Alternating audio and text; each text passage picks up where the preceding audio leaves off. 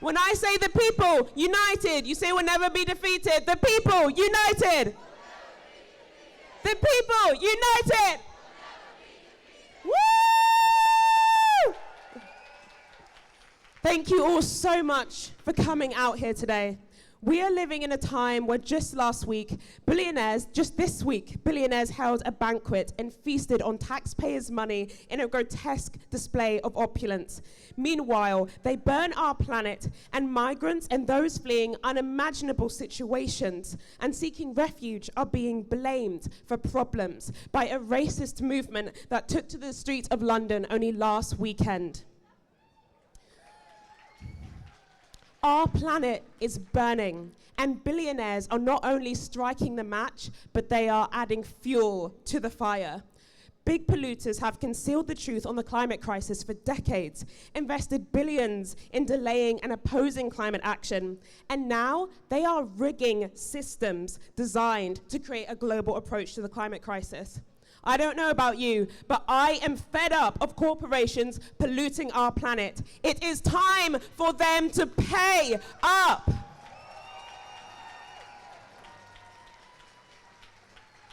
This is a fight for our lives.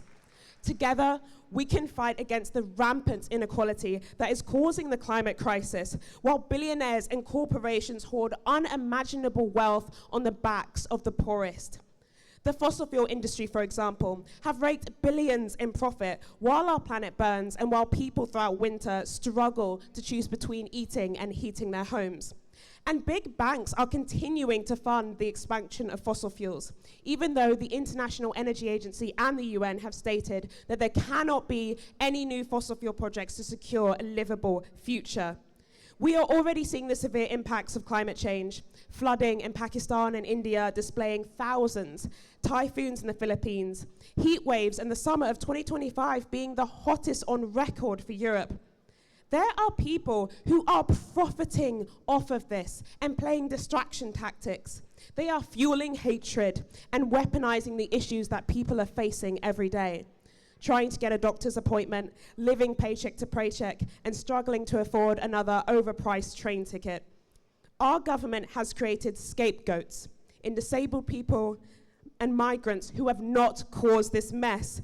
They are allowing the super rich to continue exploiting people and the planet. Billionaires are committing tax evasions, paying their workers minimum wages that aren't enough to live off, investing in fossil fuels, investing in weapons, and we are not going to sit back in silence and watch this happen.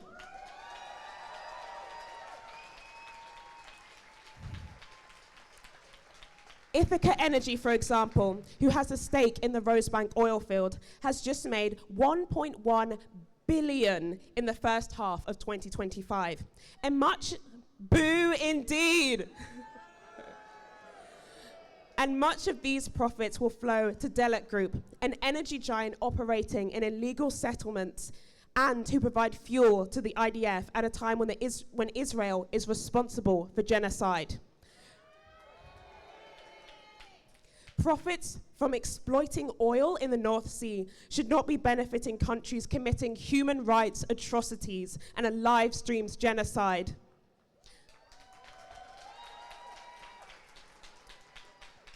I urge everyone here today to not be limited in our visions. Why shouldn't everyone live in dignity? Why should we sell our futures on this earth to the highest bidder? No more. The climate crisis is linked to what we face in society.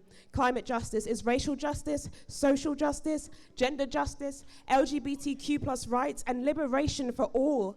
And make no mistake, there is a beautiful future waiting for us to claim it. We can ensure a livable and thriving future, one where the well-being of our communities and our ecosystems are prioritized, where we live in harmony with the earth that sustains us. There are so many benefits to climate action that those profiting from the crisis don't want people to know. Environmental justice requires that all have the right to a healthy environment, and therefore we need equity in our solutions.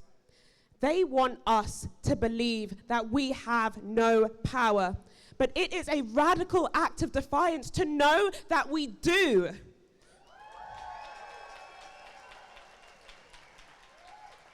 We do have power, and we are already changing things. Collective liberation doesn't just happen, it is built by people. And bravery is not about acting in the absence of fear, but in spite of it.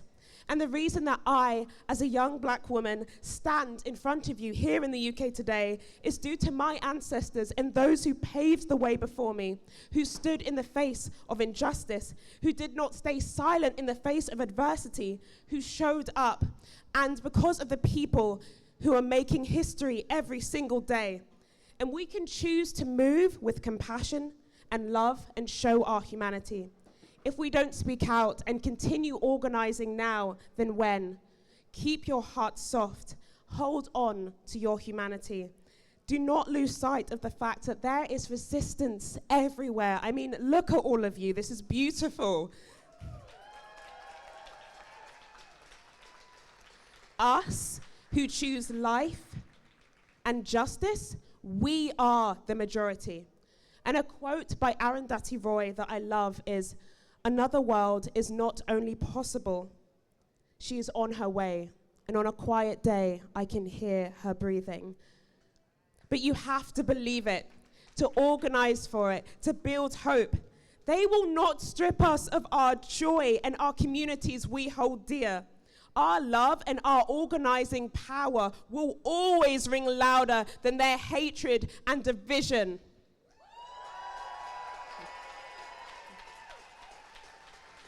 Tax the super rich, protect workers, not billionaires, make polluters pay for these crises they have caused, and free Palestine, Congo, and all oppressed people. The people united! The people united! Thank you all so much for coming out.